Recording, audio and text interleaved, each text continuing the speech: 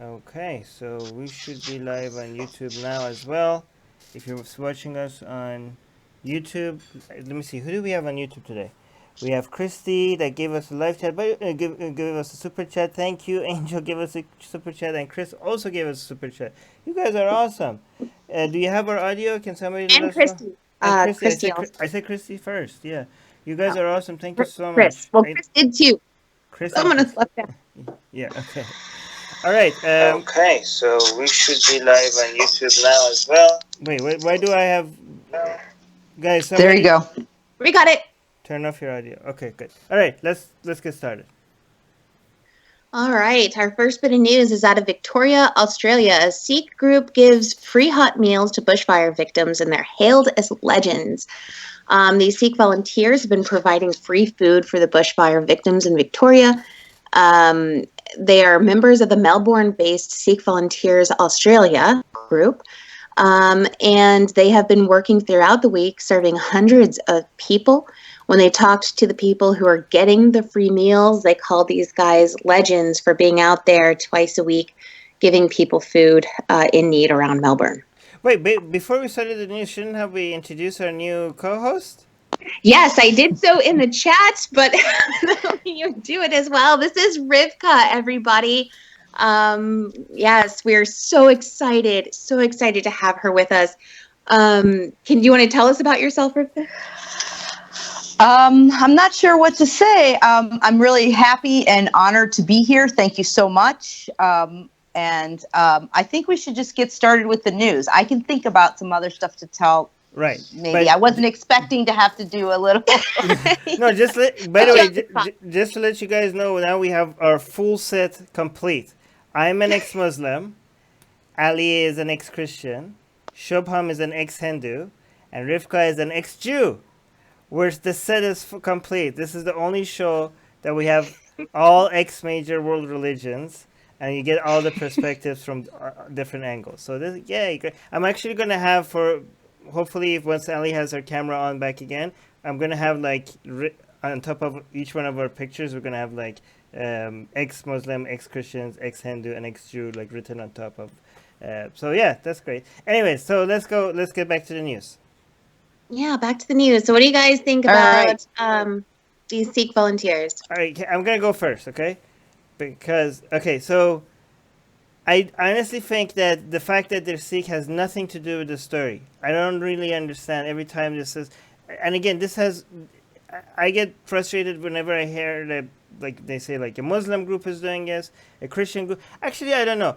If a group is being demonized as immoral, then I see the point of doing this, right? So, for example, if there's a place where atheists are considered immoral or Muslims are considered immoral, then to prove that that's false, then maybe doing something like this makes sense.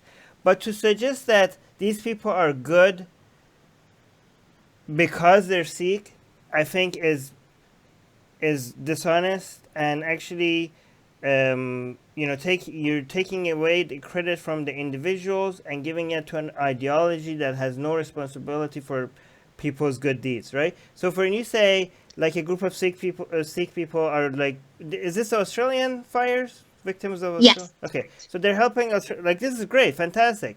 But I'm grateful to these people, to these men in this picture that I'm seeing, and not at all thankful to the fact that they're Sikh, or not at all thankful to the fact that to the religion of Sikhism. And I also don't like the idea, like a lot of people are like, oh, Sikh people are great, Sikh people are not. No, they're not. Everybody, like, they're the same as everybody else, right? Every group of people has their fair share of a swear word that I can't say because we're on YouTube, and good people, right?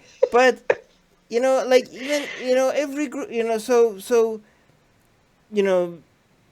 it's like saying this, like let's say you say so John went and he helped a homeless person. I'm like, oh, great for John. And like, yeah, he also believes in leprechauns. So leprechaun believing people seem to be great kind people. I'm like, well, the fact that he believes in leprechauns is weird, but I'm pretty sure it had nothing to do with the fact that he's helping homeless people, right? So that's what I hear. Like every time I say like, oh, Muslims are helping homeless people, or Sikh people are doing this, or Christians doing this. What I hear in my mind is like, oh yeah, a bunch of people are helping others. Like, oh great, people helping other people. That's great. Oh, and by the way, they believe in leprechauns. Like, yeah, that's irrelevant. Anyways, what do you guys think? Well, Chopin can maybe speak to this more because he's in India, but I think there's two aspects here. I think on some level it does have to do with being Sikh, because one of the proponents of their ideology is service. So this is something that they do a lot, seva. Big, and sharing meals is another aspect of their service. So there is that having to do with them being Sikh. But I do agree with you that it's frustrating to hear all the time, Muslim helped lady on subway, Sikh person fed people, Christian is friends with a Jew, Hindu person likes Muslims too. I think that saying that kind of makes people just their ideology and not their actions. Instead of focusing on their character and the things that they're doing, it puts them in a group. And then particularly, I think in the West, I see it a lot on a lot of sites. It also, in my opinion, kind of centers maybe a Judeo-Christian ideology here in the center, and everybody else is different. So you need to recognize it. Right. So that's sort of my thought about it. Yeah, but I mean, I think it would be fair for like, if Muslims are demonized, if they do something like this to show that like, look, we're not evil, that's fair. But only if the point is that we're not evil, not the point. I don't like it if they make it the point that Islam makes us moral, right? That's not something that I agree to be so, or any other religion or any other superstition doesn't make you more moral. And in fact, if Sikh people in their religion, if their religion tells you to go provide services to homeless people, that's actually bad.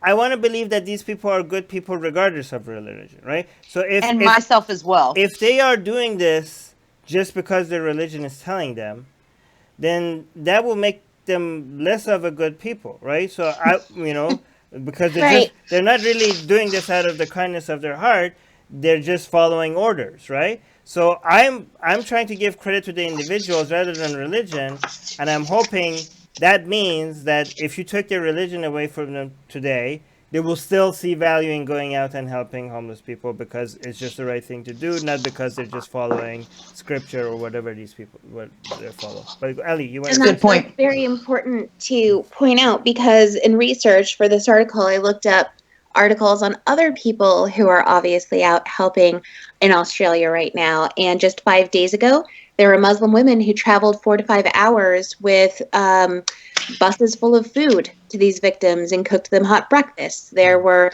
a food bank that had no immediate affiliation to any religion, who was doing hundreds of bags every day to feed people who are misplaced. There are almost 3,000 U.S. firefighters in Australia right now helping. So I think that it's important that instead of grouping these people together, not all Sikhs in all of Australia are there feeding them. Not all Muslim women in all of Australia are taking 4 to 5 hours out of their day to truck food to people in need. These are the individuals, and these individuals we have to be grateful for. Yeah, I mean, why is that? I think that's a really good point. Yeah, why is the religion being highlighted? Like, why do they not say, women that her favorite color green is helping, it's just irrelevant. It has nothing. These are just good people. It shouldn't have anything to do with the religion, I'm hoping. Yes. The top comment, Shaban, did you want to add anything to this? Because you're supposed to be the Sikh expert, because exactly. I have lots of Sikh friends. Like, I was talking to one, and even if he's Sikh, he was like, oh yeah, Sikh people do help other people, but they have lots of bullshit even in their own scriptures. For example, even Sikhism has the caste system. Right. If Sikhism has many other bullshit, so Well, you it's not swore just again, that. Shubham. Thank you for making Uh, deprioritizing our You're video. the first. Yeah. I lost my I lost my own bet. Right. Okay. Yeah, Shubham made a bet on who swears first today. But Here we go. and okay, the top comment is by Murray, and this is what actually scares me. Like the top comment is saying the faith, she's talking about Sikhism, runs some of the biggest soup kitchens in the world.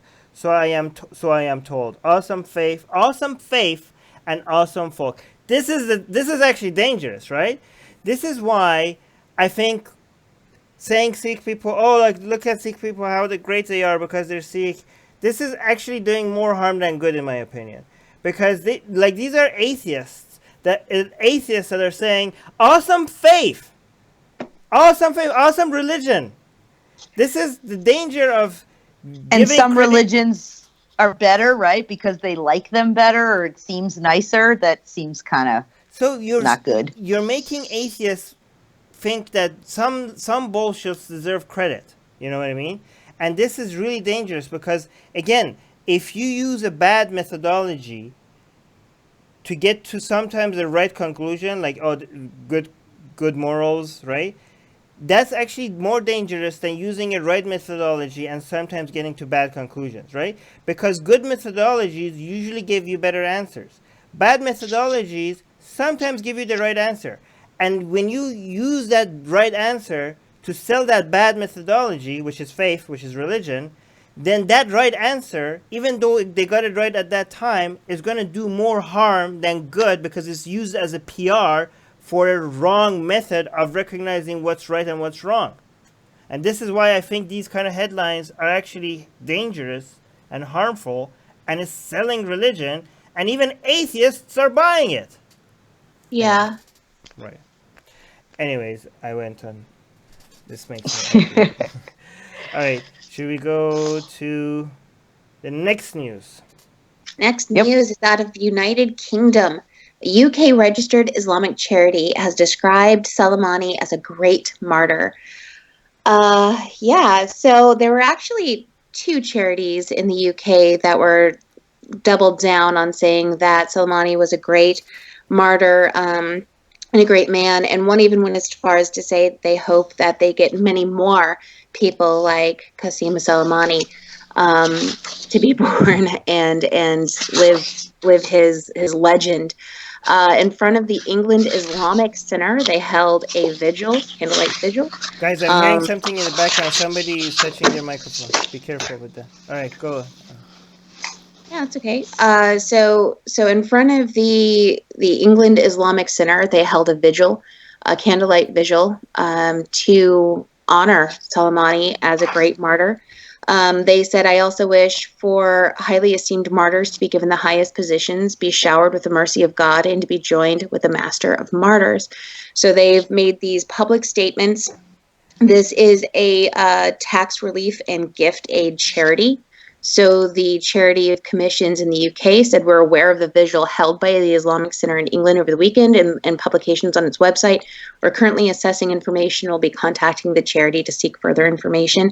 So if people are wondering, they might say, well, they should have the right to do this and hold this vigil and everything else. Well, there are certain guidelines under charities of what you're allowed to honor and what you're not. So you can't honor someone who is a known terrorist, right? You can't honor something that is bad for a community that you're serving. So they do have the right to research this, in my opinion. What do you guys think? Are these Shia charity groups? Or they must be. That's a good question. I don't know if the Islamic Center of England is Shia. Because this guy is a Sunni killer.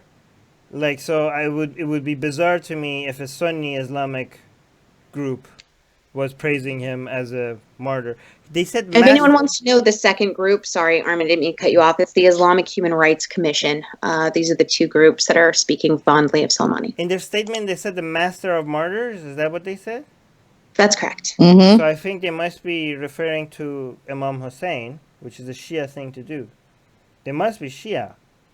Can tell me, guys, if they're not. By the way, anybody, it's not just Muslims that are like Shia Muslims that think that this guy is a hero.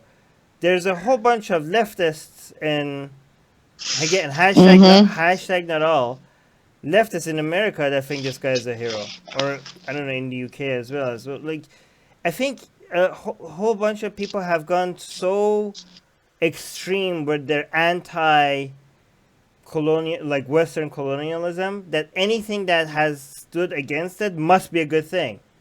There must be a good thing. Yes. So this guy is like kind of a hero to them because he stood up against America, and they keep saying, "Oh, he attacked ISIS. He killed ISIS, so he must be a good guy." Like you guys, you think this guy was a terrorist? He fought against ISIS, but I keep reminding people, you know who else fought against ISIS? Al Qaeda. All right. Exactly. So are we gonna like praise Al Qaeda for fighting ISIS? But again, these people, Soleimani and all his proxies, he didn't just fight ISIS. He fought Sunnis, right? All Sunnis, and with the like vague accusations of being ISIS sympathizers. Like these people are against Al Qaeda and ISIS, not just because they're Al Qaeda and ISIS, but because they're also Sunni, right? So these people, when their proxy militia groups, when they go in and they defeat like ISIS, right after they defeat the ISIS military, they will go around and burn around houses of civilian Sunni people and kill a whole bunch of Sunnis with no trial, like kangaroo trials, like accusations of you're ISIS. Like if you look at their videos, right, of the militias when they were like bombing ISIS territories and stuff, if you look at like what they wrote on the missiles or what they prayed before the battle or the songs that they sung, they weren't anti-ISIS songs. They weren't anti-Al Qaeda songs, they were anti-Sunni songs or chants, right? So these people want to wipe out Sunnism everywhere they go. They do demographic engineering. They like wipe out the houses of Sunnis, try to bring Shias in there. These people are terrorists. This guy is responsible for another proxy group in Afghanistan, Fatimiyun, which brought more than 5,000 child soldiers from Afghanistan. Well, to fight. No, I mean, way more than 5,000. 5,000 is the number one children that died. Right?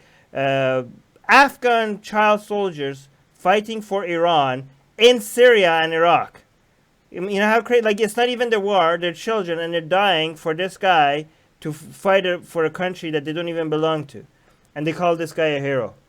And these are, by the way, these are Muslims that this guy is killing, and other Muslims are praising him. Like imagine how stupid that is.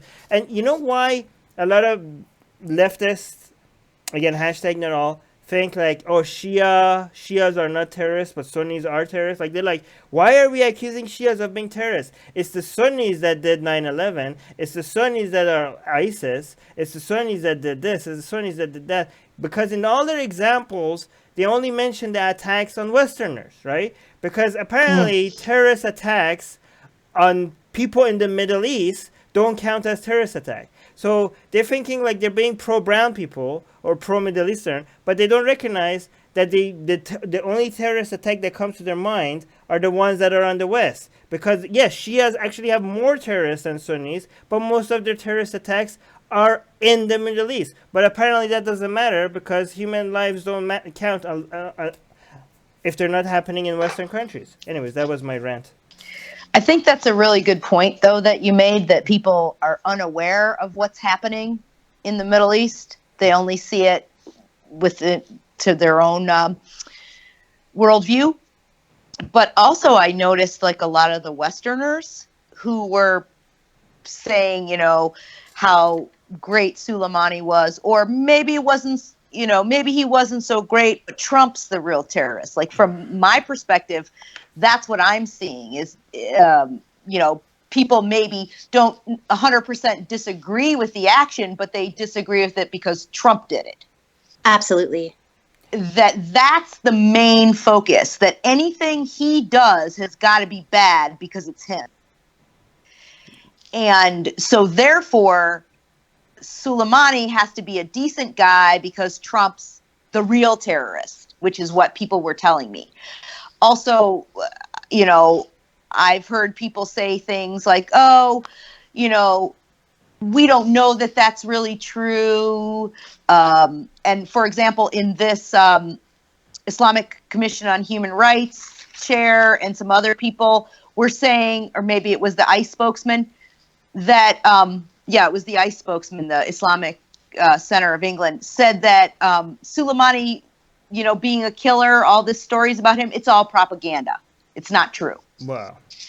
Wow. And it's just mere propaganda, is what they said. And these are the people that didn't know who this guy is until a few days ago. And now and this well, that was the ICE spokesman in England, but the guy who was doing the thing. But a lot of these Westerners, these leftists, not all, that I speak to, didn't know who he was. And I asked them. We've been seeing that in our groups as well. We've been seeing a lot of people who just have been apologizing to everyone in Iran for Trump taking down someone that they held in high esteem, not knowing who Soleimani was, not really researching anything about him, just Trump bad, therefore Soleimani was good, and we should all be apologizing down on our knees. And it's been really strange. Michael Moore wrote a letter supposedly to Khamenei, but which it's kind of grovelly. Also, I was just thinking that you commented, people are so anti-colonialism, but again, these are people that slept through history class. They only see colonialism in terms of Western colonialism. They don't see Islamic colonialism. They don't see what happened in Africa when Islam came in, or what happened to other people in different regions. The Mughals, for example, coming into India. So all colonialism is Western. It's white. It's bad. Right. Everybody else has to, by nature of the West, white being bad, they're all good. And actually, you don't even need a history class to ignore different kinds of colonialism, because right now, Iran is doing colonialism by taking control over Iraq's government, right? So good point. This is like empire building, British Empire meddling, and United States. What is the United States doing in Iraq? It's none of our business. Okay, good question. Here's another question. What the hell is Iran doing in Iraq? It's not their question. It's not their country either. What is Iran doing in Iraq? In fact, Iran is doing way more meddling in Iraq than United States, because the United States what is the United States doing in Iraq? They have like some army groups with the permission of Iraqi government. But what is Iran doing in Iraq? They're picking their politicians. They're like, nope, this guy can't be a politician here. This guy is not loyal to us. This guy is a politician. This guy is like connected to us for the past 40 years. This guy is going to be a head of your military. This guy is going to be this. And, Iraqi is like, can we pick our own government, please? Can you guys get the hell out of there? So like, they're so hypocritical, because they like these people that, I don't make excuses for United States meddling. I criticize it as well, but at least I'm consistent. I also criticize Iran's meddling in their neighboring countries, and Iran's meddling in in the countries around it is actually a lot more menacing than the United States. In fact, it would be even more menacing if it had the same power and military might that the United States has. Imagine how devastating Iran's influence has been in the region, and now imagine that plus the military might of the United States. Imagine how much worse that would have been. But again, who cares? Because if you're so anti-America, and the most interesting thing is that the most anti-Americanism that I see comes from Americans. They're so the left, Americans on the left. Yeah, so it's the same thing as the so patriotic nationalists on the right that think like America is just the best thing ever, and everything great that has happened around the world is because of America. These people are exactly like that, because now these people on the left think everything that has happened that is a problem in the world must be because of America. There's nothing that happens there's no suffering in the world that happens that is not fault of. They're both just centered on themselves. They both think so highly of themselves that the world evolves around them. It's just a different side of the same coin. One side thinks everything great happens because of America. The other side thinks everything bad happens because of America. I'm so glad that you said that. Because other people have no agency. But go on, sorry. No, I was going to say, I'm so glad that you said that, because I've been saying this narcissistic navel gazing on the right and the left centers America in everything. Everybody else are just savage children waiting to be enacted upon by America. They have no agency. They can't make any decisions about their own country. They take any action. It's all because of us.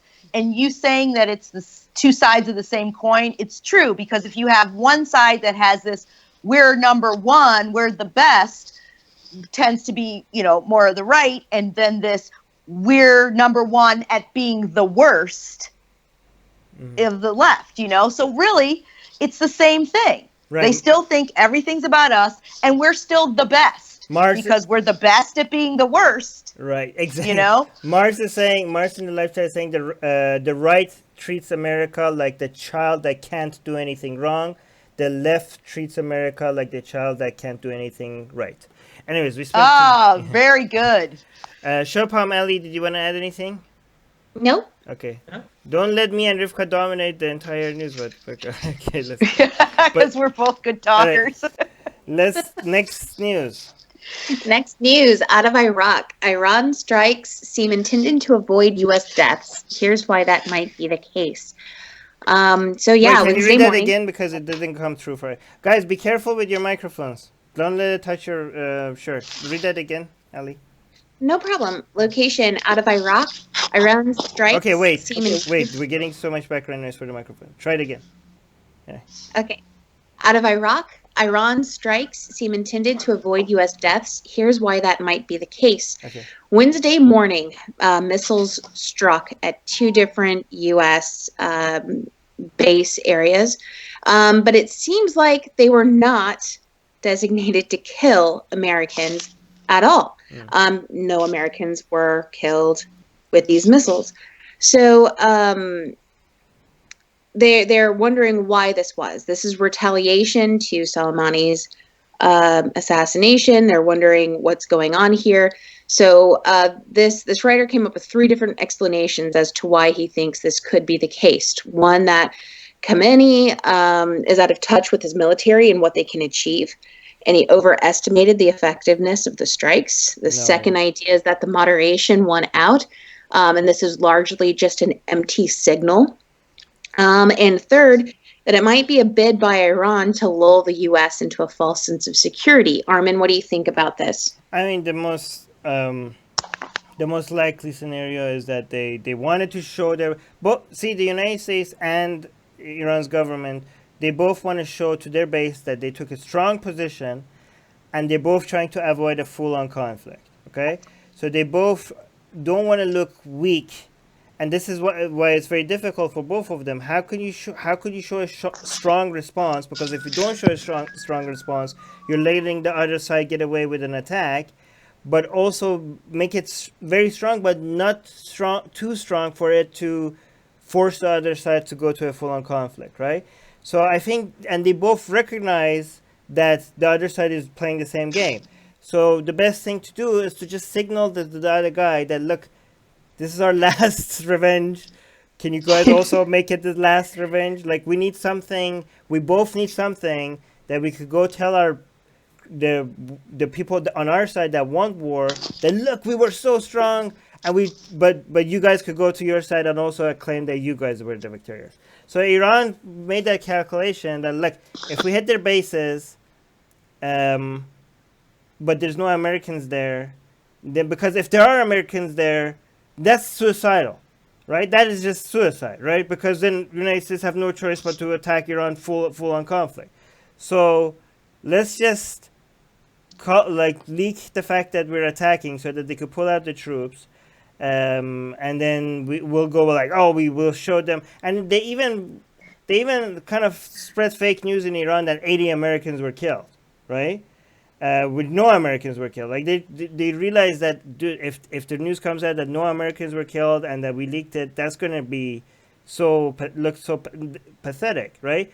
But so again, it's a very hard thing for both sides to do, to show that like they took their revenge, but also tell the other side to calm down. This wasn't that big of a deal, right? So this was the calculation that Iran came up with, and I think it might have worked if they didn't kill so many Iranians in the process, because right now the Iranian government is killing more Iranian in their act of taking revenge of the United States than Americans ever. Like, what did Trump do? Trump killed one Iranian terrorist, Soleimani, and in their great revenge that the Islamic Republic promised to take against the United States, they're just accidentally killing Iranians left and right. First, they had this whole giant funeral all over Iran for Soleimani, and we had the stampede. That how many Iranians got killed in that one? 56. Okay, I think the latest numbers were higher, like around 80.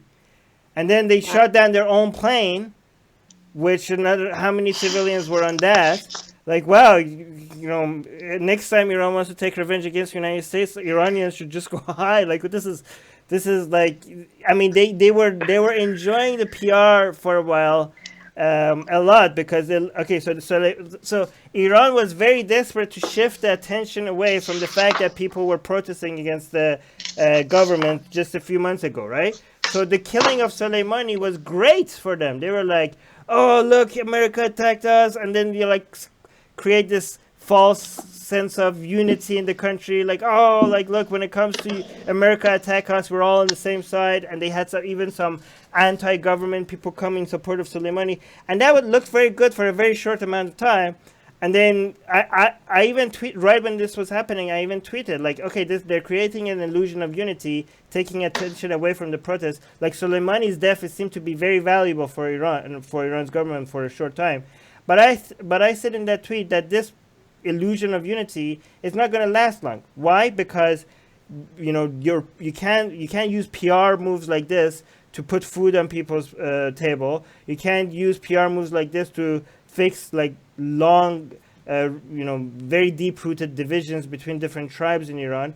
So it's going to last for a little while, but it's going to go away. But even I didn't expect it to be gone after just 3 days because of the blunders because of the stampede, and also because of this airplane shot. Like, we had large crowds, massive crowds coming for support of Soleimani in Iran just a few days ago. Now, if you look at what's happening since last night, my time at least, now we have crowds out in the street again against the government because they shot down their own plane.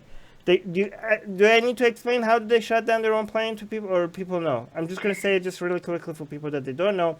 Because when Iran attacked United States military bases in Iraq, they were on such high alert that United States might attack Iran, even though they didn't kill any Americans, that I think they had like all their anti-air, everything on, and everybody was just waiting for something to happen. And all of some dumb people made a mistake, and they shot down their own plane. It was a Ukrainian plane, but they had a lot of Iranians in there, right? And they had a whole bunch of Canadians in there. There were some Afghans in there. This is like an international nightmare. So this whole Soleimani PR, nobody's talking about it. Like, people are not talking about Soleimani anymore because now everybody's talking about the plane. This is such an international nightmare. So Iran's like use of Soleimani's death is over, right? I think they were hoping that they could use it for another month or two, but nobody's talking about it anymore after 3 days. Anyways, I'm gonna stop talking. You guys go ahead. Well, I don't really have anything to add. So you had a good perspective, unless Ali or Chopin. Yeah, I was saving this one for Armin, so Okay. I don't have anything to add. Chopin, do you want to add anything? When it's Iran, it's Armin, so you Okay. just said everything. Okay, I'm going to read the top comment by Callie. She or he is saying, it is a weird feeling when you grow up to think U.S. is the good guys. They sell freedom and democracy like crazy just to find that they are actually the bad guys. Do you mean by saying that, do you think the Ayatollah is the good guy in this equation? Because let me tell you, there's no good guys in this equation. There's no good guys anywhere in this equation, okay? Like, what do people think? People think like, oh, America, like, is this when you guys read this, is this you read this as a suggestion that United States is the baddies here and Iran's government are the good guys here? Because that's how I read it. I read it as a suggestion that the United States is the baddies and everybody else is the goodies. All right. Is it to me? It feels like people just can't see past any binaries. Binary, Like yeah. if there's someone bad, there has to be someone good. It cannot be like two different people who are both bad fighting against each other. No, Right. it has to be a binary. Exactly. All right, let's go to the next news. Next news out of Delhi, India. Dozens brutally attacked in Delhi University after opposing anti-Muslim citizenship law. So around 200 masked men from a right-wing Hindu national group stormed a university, attacking professors and students with wooden sticks and stones. Okay, this was at the JNU University. Or JN University, and majority of the students there vocally opposed the new anti-Muslim citizenship law. Okay, so the people who came in were the right-wing people who were for it, according to this news article. The exact number of injured people is unknown, but it said that there are around 20 people who are seriously injured and 50 with minor wounds. But the article also mentions that a lot of female students were targeted and attacked worse than the male students. So this has a lot of different controversy. I think I'm almost positive if Armin pulls up the first comment, it's going to be that this is fake news or terrible people for reporting on it. So I did try to get some background. I know Shubham is going to have a ton of background for us on this, but some people are trying to make this a registration issue. And say that this isn't about this at all. Shubham, do you know what's going on with that? But before Okay. Shubham answer, Rivka, can you do you have like the papers that you have in front of you? Can you spread them all out so you don't have to flip them? Sorry. Oh, yes. Yeah, okay. Sorry. Go on, Shubham. Okay, so the first thing I want to clear is like many people from India will be saying like this incident didn't happen at Delhi University. Okay, here's the thing. By Delhi University, this article is from UK. They mean a university in Delhi, not the Delhi University. It's Jawaharlal Nehru University, JNU.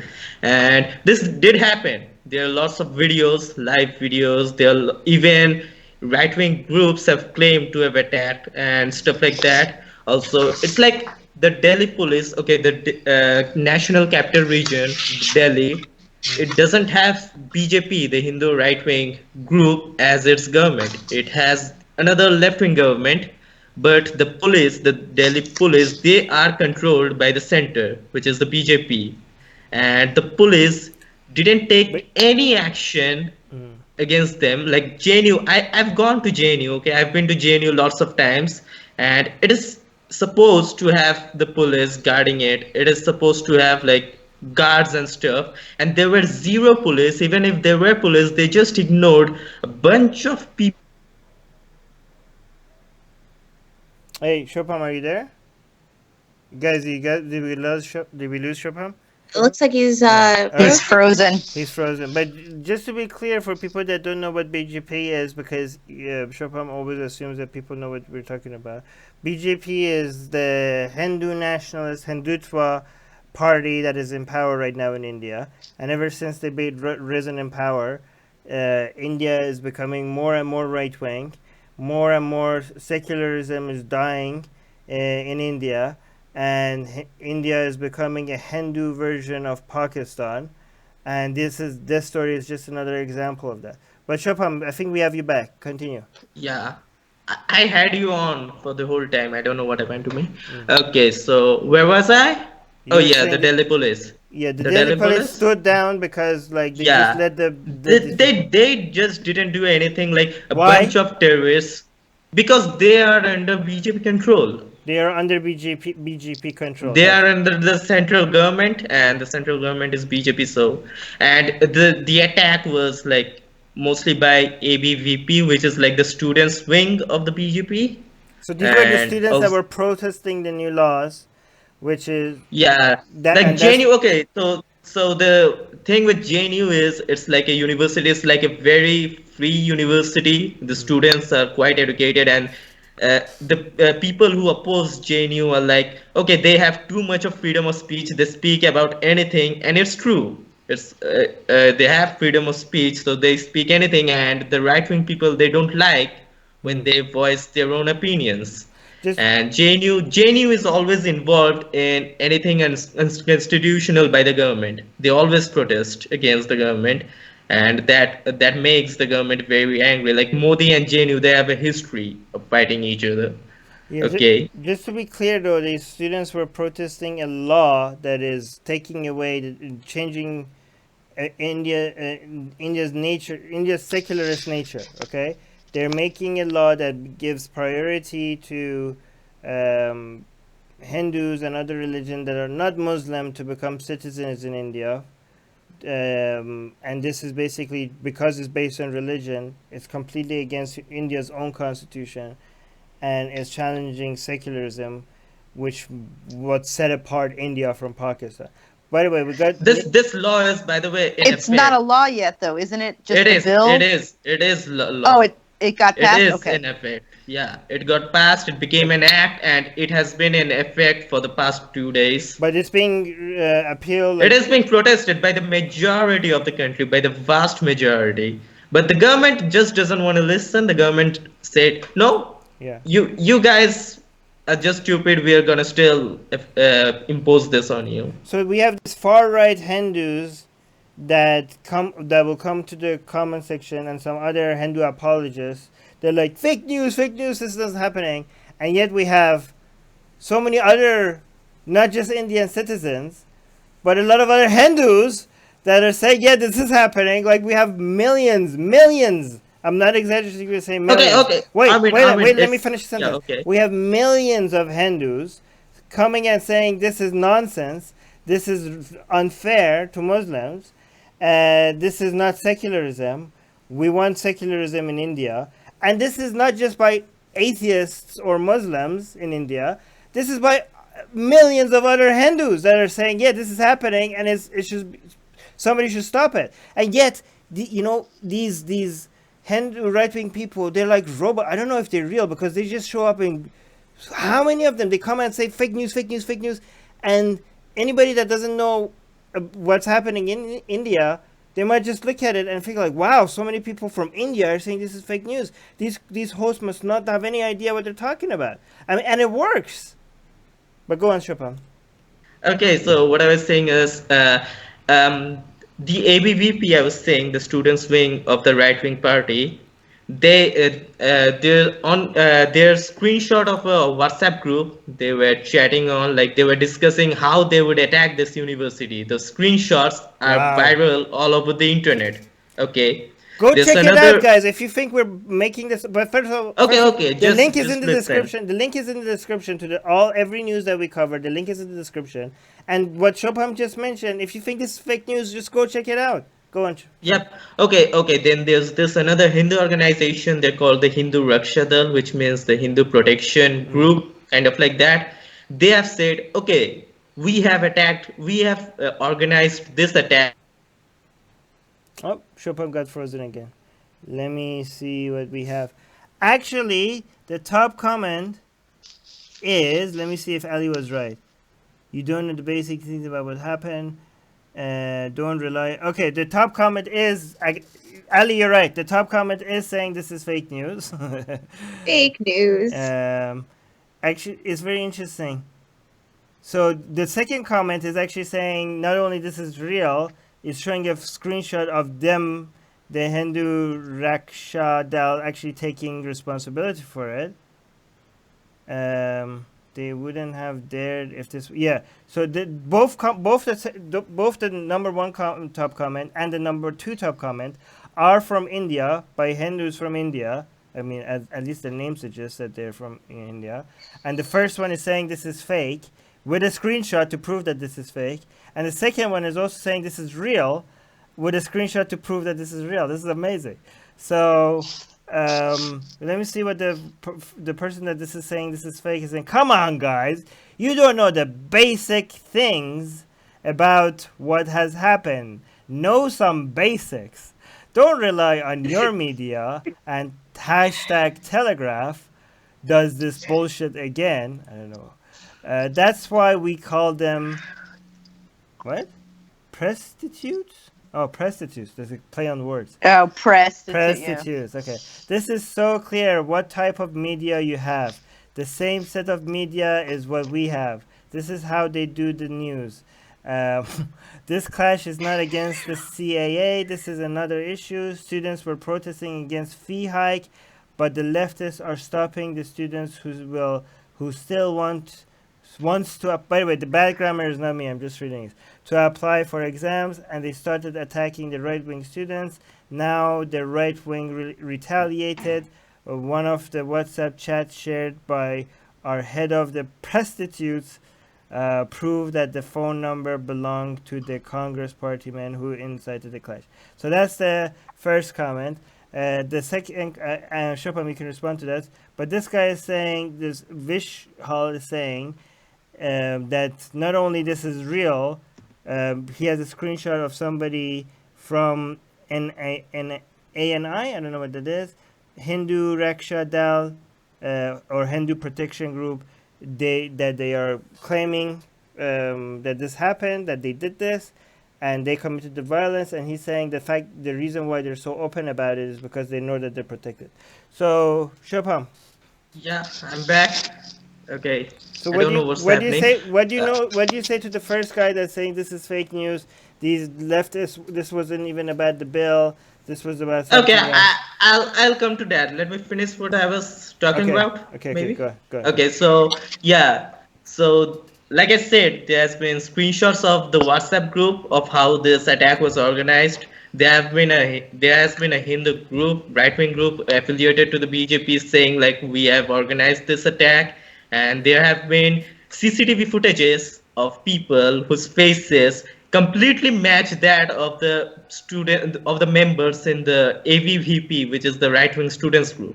And it's still, even after that, the police are saying we have no evidence who conducted this attack, and so we can make no arrests. And there has been zero arrests, nothing. There has been no arrests of anyone. Like everyone who attacked the university, the students, all of them went free. Wait. It's like the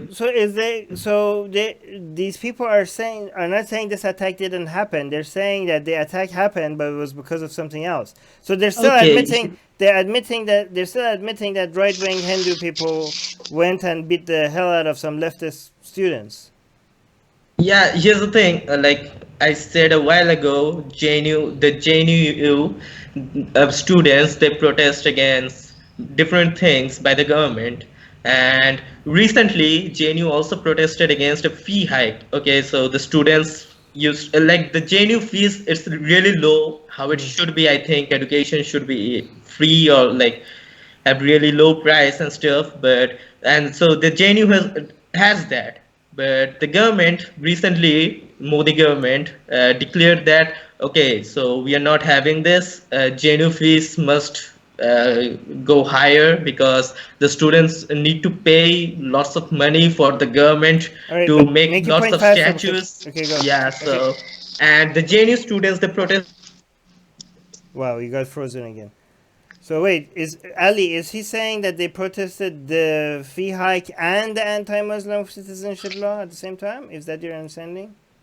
So my understanding of what other people are saying about this attack is that this had nothing to do with the citizenship bill. This had everything to do with a registration issue at that university. So that's the side that the people who hate this news and say no, there's no such retaliation. This law is fine. No one's retaliating against it. This is something completely different. Right. So That's what we're saying. Shopam, really fast because we need to move on. How do you know that this was about the anti-Muslim citizenship law and not the? It was against different things, okay? And the anti-Muslim citizenship law, this was against this, and also there have been protests against other stuff. Like Right. So- in India, so- the okay, let's protests just are move on. not about one single thing usually. Right. So the short answer is just because they had another protest about the fee hike, that doesn't mean they didn't also have a protest against the anti-Muslim citizenship law, right? Seems Yeah. like the simple answer. All right. So let's go because we spent so much on this one. Next news. Next news out of the United Kingdom. Jeremy Clarkson sparks outrage with bushfire column, quote unquote, God didn't want people to live in Australia. So Jeremy Clarkson, for those who don't know, writes for The Sun. In one of his columns, he said, God didn't want people to live in Australia. Plainly, God is embarrassed because he's decided to set fire to it. He says that Australia isn't meant for human habitation due to its stupid, dangerous creatures. Is that supposed to be like funny or something? And like, wait. No. He didn't mean this in a joke way at all. Oh. So he's serious. He believes this. He believes this. Yes. Okay. Some of the people who are defending him are saying that it was tongue in cheek and people are getting all butthurt. Yeah. I mean, but other people are saying whether it's a joke or not, it's really insensitive. I mean, we're having a massive crisis here. How is this helpful? That kind of thing. I think people don't understand when we make fun of people for being offended and wanting to cancel everything for being offended. I don't think it's wrong to be offended. What's wrong is that you're saying if you use that offense as a weapon to shut other people up. But I have no problem with people saying, like, for example, let's say I write a book or put out a meme or put out a YouTube video and somebody comes and says, well, I find this extremely offensive. I have no problem with them saying that, and they should be able to make a content on my content saying why this is offensive. The problem is only when somebody says, I'm offended, therefore you should be shut down, right?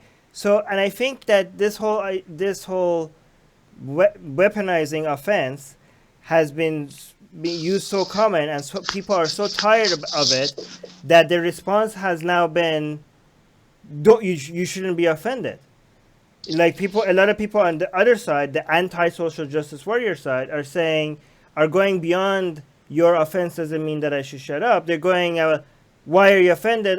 Being offended is by just No, I mean, if somebody comes and says, all purple people need to die because I hate purple people, I mean, if you're not offended by that, then there's something wrong with you, right? You should be offended by some things, right? But it doesn't mean that we should be able to force that person not to say that anymore. But there's nothing wrong with being offended. It's just your offense shouldn't be limiting other people. That's all. You should be able to control what you see and what you don't see. If you being offended hurts you so much that you can't take it, you should be able to not consume the kind of content that you don't enjoy consuming. Or if you're fine with being offended and you want to go out and point out to people why this is offensive, you should be able to do that as well. That's fine as well. So yeah, I think this is a offensive comment, and people have every right to say why they're offended. In fact, people that are accusing the offended groups of why are they offended, they should shut up. Well, you're doing the same thing as they're doing because you're offended by the fact that they're offended, right? Right? You're triggered by them being triggered. So, I mean, yeah, I'm fine with. I think this is a offensive, like insensitive comment, but it should be allowed. Nobody should be able to cancel it, even though it is insensitive. And not only he should be allowed to say it, other people should also be allowed to say why this was such a dumb comment to make. Is that a fair assessment? What do you guys think? I think so. I mean, I think that this guy has a history, like this is kind of his shtick. Right. Says something that some people might find insensitive and see what happens, like starts fires and walks away kind of guy. So for me, I think the best thing to do with people like that is if you find it insensitive or hurtful, ignore it. That's not going to happen though, because you ignore. I know, but I'm saying that's what I would do. I think that I would just ignore it and move on. I mean, if you can't ignore it if everybody else is paying attention to it, and your job is to That's true. And your job is to cover things that people are paying attention to. I'm talking about the people who are taking offense and saying, "How dare you? This is a terrible thing. You're a bad person." Right. But I mean, to me, there's so much stuff going on in Australia. Why worry about this jerk? I guess that's yeah. Okay. Go ahead. What were you going to say? I think a lot of atheists want to be reminded of how again, I can't use swear words, so I don't know what to say. How bad some religious people can be. I think a lot of atheist people like to be reminded of that. I think that's a bit of, to be like, I think it's a way of reminding to themselves that they are superior because religious people are so evil sometimes. I think this is kind of like an atheist circle jerk. Oh wait, can I say that? I don't know. I said it. An atheist That's circle. not a swear word. Yeah, it's not okay. So, but I just think like this is like this throwing red meat at atheist community. Like, oh, look at this God believing person saying. I mean, it's fine though. I'm not saying it's wrong. I'm making fun of them a little bit, my own community a little bit, but I mean, it's fine. It's fine to remind people that look, people with God could be, some a-holes, right? So that you remind people that religion doesn't give you morality. And I know atheists grow up around communities constantly telling them that how could they be moral if they're atheists? So every time they see a story like this, they just jump on it. It's fine. It's a fine thing to do. I'm not against it. But it is something that atheists enjoy a lot. And that's why news like this gets a lot of attention. When somebody says God this, God that, and then they say something so horrible, it's just something to bring atheists together and hate on. You just get united on hating this person together. It just brings us together and hate, right? But, I'm not convinced he's actually a religious person. Oh, okay. I think he was just saying it to say, something like that. But I think you're right, though, that a lot of times people sort of get off on thinking they're superior, and these religious people are just dumb and ignorant, and immoral. They say and do bad things. Right. What do you think? What do you guys think, Ali and Siobhan? Yeah, I mean, I think that Vincent in our live chat kind of summed it up for me. There's levels. I won't allow someone to be racist in my space. They can be racist in their own space, and tolerance won't be tolerated. And that's kind of like how I live even online on Atheist Republic, the main page. You can say whatever you want, do whatever you want. But when it comes to my timeline, what I get to see where I am, I'm not going to let someone come in there spouting some ignorant stuff all the time. So, there's degrees, there's levels. For me, this guy, of course, he should be allowed to say what he wants to say. And we have the right to say, hey, you know what? I don't want to see any articles by him anymore and not read them. Aaron is the top comment. He or she is saying, meh, I'm an Aussie. I'm very close to these affected areas. I find it hilarious. I don't think Aaron's finding the affected areas hilarious. I think he's saying the line by Jeremy is hilarious. So then Aaron continues by saying, dark humor is practically an Australian rite of passage. Oh, there you go. Some people find it funny. Some people find it offensive. We all get to say that people come out and say, well, I find it offensive or humorous or nothing. And we move on. So no harm done. Just don't cancel people over it, okay? Just quit the cancel culture. Just express you being triggered. Express finding it hilarious. Express your indifference. Or don't say anything at all. And move on, right? Don't cancel people over things you find offensive. All right, should we go to the... Yeah, let's do it. Next news. Next news out of England, United Kingdom. Muslim population of England smashes 3 million mark for first time ever, figures reveal. So yeah, the Muslim population in England has hit over the 3 million mark in 2019. Some parts of London are now actually around 50% Islamic. According to statistics of where people live within London. In London overall, it looks like there are 14.2% Muslims living in the capital's population. And that actually takes the Muslim population up into the top 3 of England's religious makeups. So, guys, be careful not touching the microphone. Okay, go on. Topic number 1 is Christian. Number 2 is people who hold no religion. Number 3 are Muslims. Okay. So is this should we be alarmed? Should we not be alarmed?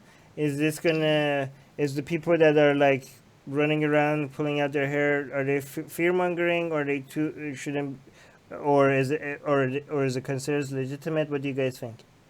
I think that's fear mongering, and in my opinion, just because a religion is growing doesn't necessarily mean anything bad. And I think that the reason why I'm calling it fear mongering for people getting upset over this specific statistic is they aren't looking at statistics of crime. They aren't looking at statistics of aggravated crimes, especially, or anything of that nature in association to what religion anyone belongs to. So why is this alarming? I find it alarming. I find the growth of Why? any religion alarming. I mean, these people are going to vote. And Well, here's the deal, though. Yeah, on Okay. that note, I mean, just to really quickly add something to this discussion, I was looking some information up about this, and in 2018, The Guardian had an article where they surveyed British Muslims, and the British Muslims said they placed a very high importance on being British.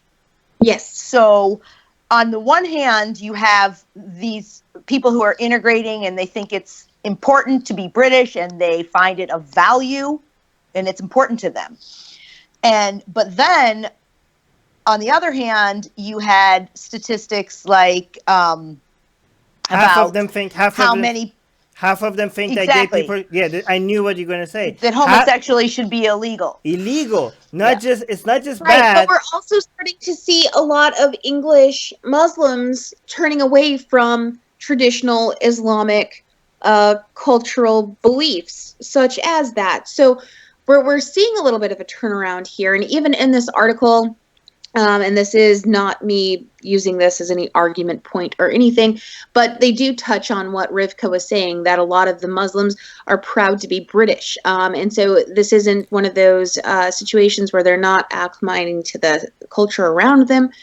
They are. So Right. I think that it's great. I think it's great that Muslims are getting out of there. And this boom happened in 2015, okay, when there was a huge push for people leaving their country to a safer place. So now they get to be around other people, right? And Islam is changing for them. And I think that, eventually more people like Armin has been saying all along, if you want to end Islam, befriend Muslims, right? I think that is kind of what's going on here. Islam in Britain might not be what Islam was traditionally. I mean, Islam will always be a barbaric, ancient, violence, anti-woman, anti-science, anti-gay religion. You can't change that. You can't change that out of Islam, unless you want to remove Hadith and the Quran from Islam, which is not. If you do that, then it's not Islam. So I don't think Islam will ever change to a religion that should be tolerated. But when I say befriend Muslims, right? Because to convince them out of Islam, not to convince them to a different kind of Islam, right? In fact, I think convincing Muslims to a different kind of Islam is more dangerous, because you're making Islam last longer. You're making excuses for Islam to last longer, right? And again, just because when I'm alarmed about the rise of Islam anywhere, right? Anywhere, that doesn't mean I'm saying we should mistreat Muslims, right?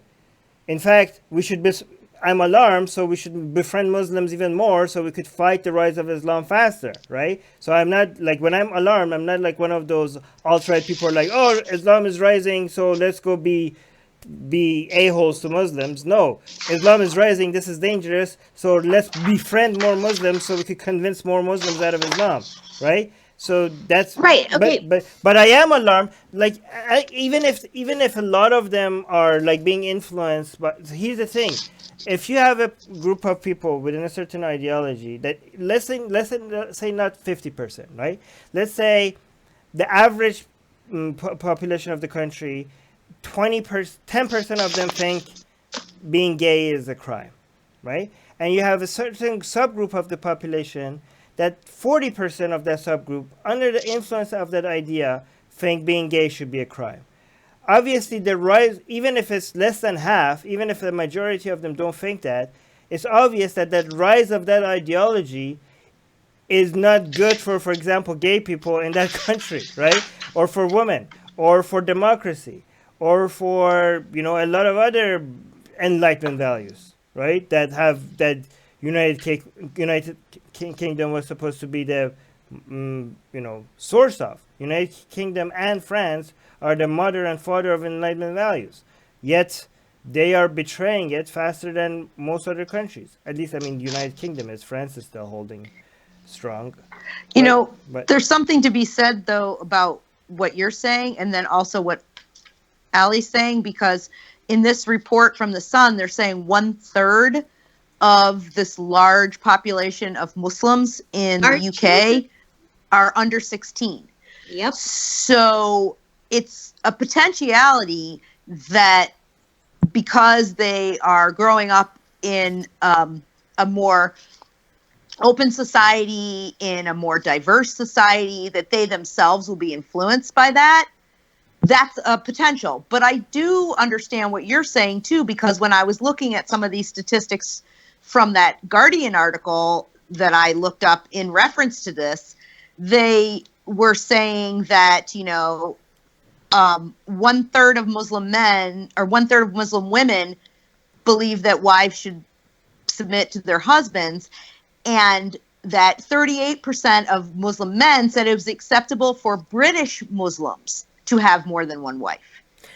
And we're already seeing some of the Sharia courts in the family court in England. So how do you balance your diversity and your acceptance with some of these issues of intolerance or trying to propagate a religious law over secular laws for family issues? Those things that's the difficulty, I think. Well, you stand your ground, you raise the alarm. That's how you fight these things, right? Well, here's the deal. No, I completely disagree with you. I don't think that saying, you are wrong in your belief and you're isolating yourself and them. That's not how I from fight any Islam, sort of though. change whatsoever. What's that? I do fight Islam by befriending Muslims, right? Just Right, because okay, because I'm saying that we should be alarmed and we should and we should fight Islam, that doesn't at all suggest any mistreatment or I'm not suggesting that you're saying that there's any Okay. mistreatment. okay. What I'm saying is to hold the expectation that someone just dropped their belief because it's wrong, and we expect all Muslims to do this. But that's not what I said either. Okay. But also another point to bring up here about all of this is I think that a lot of the alarmists, the people who are freaking out about there's going to be a rise in, all these problems that come with Islamic societies, they're seeing this as Islam is spreading throughout London, right? They're seeing that, or England even as well. They're seeing as it's spreading, and that's not the case. This all started, the population boom came because people are moving into England.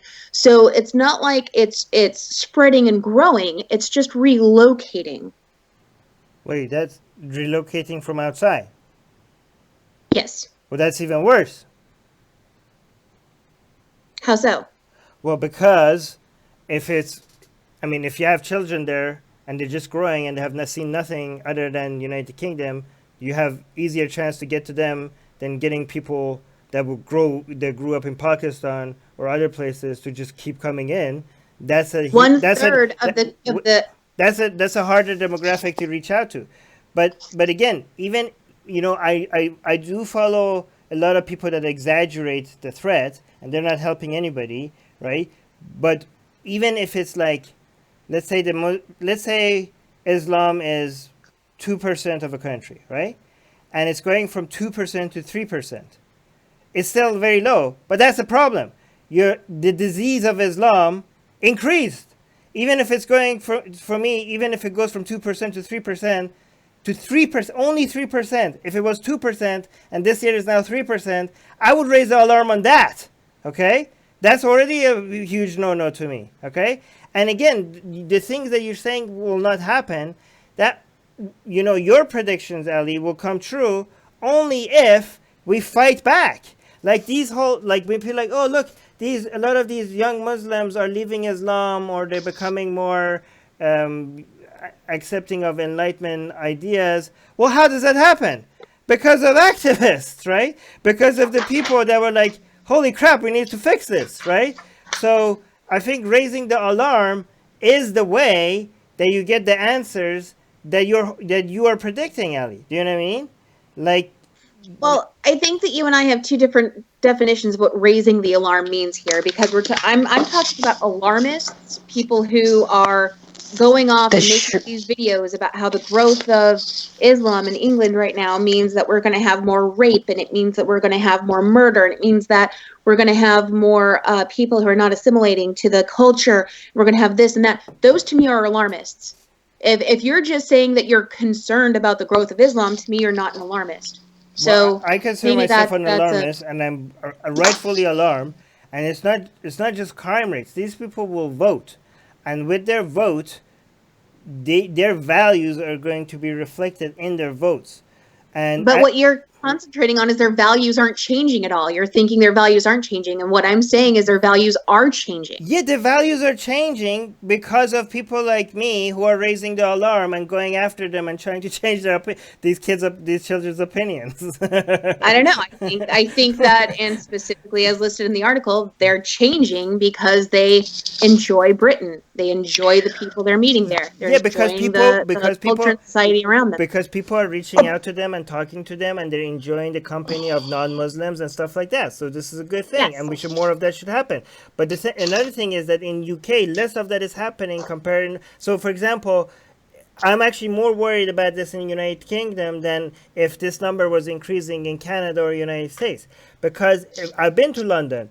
And the Muslims are completely separated from, like, not all, but they have their own schools, they have their own mosques, they have their own neighborhoods, so they could completely, grow in these bubbles without being, a lot of them could grow in these bubbles without being exposed to the rest of the society, right? So I want to raise the alarm. I want, like, secularists and, non-Muslims and everybody to just go in. One thing I like about, like, London is Hyde Park, where the Speaker's Corner, right? At least there, Muslims are coming out and they're challenging people to debate. We need more of that, right? But a lot of the Muslims are not challenging to debate is not saying you're wrong and your beliefs are wrong. And there's this challenge people to debate. That's the very definition of debate. Point of making them start to change their mind. Ali, the very definition of debate is telling people that they're wrong.